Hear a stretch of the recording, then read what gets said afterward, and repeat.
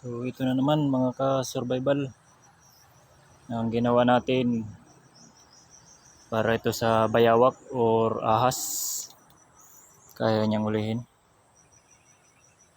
Gawa tayo dito sa paligid kasi naubos na yung mga manok. So yan lang yung setup. Dito kilalagay mamaya yung pain.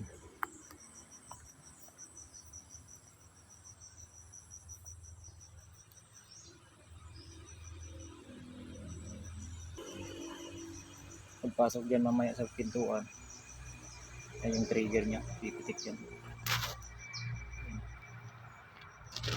Yan. Ay yung trigger nya. Maiipit niya yung kahoy.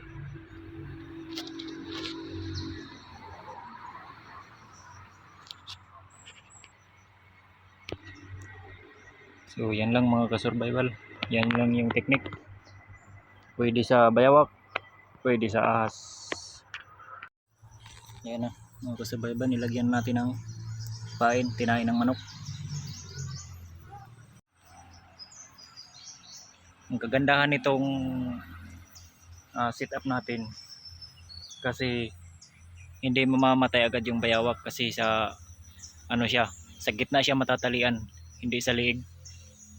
So sa katawan, parting katawan niya kasi nandun sa labas yung natin, yung tali. Ayan na, balikan na lang natin mamaya.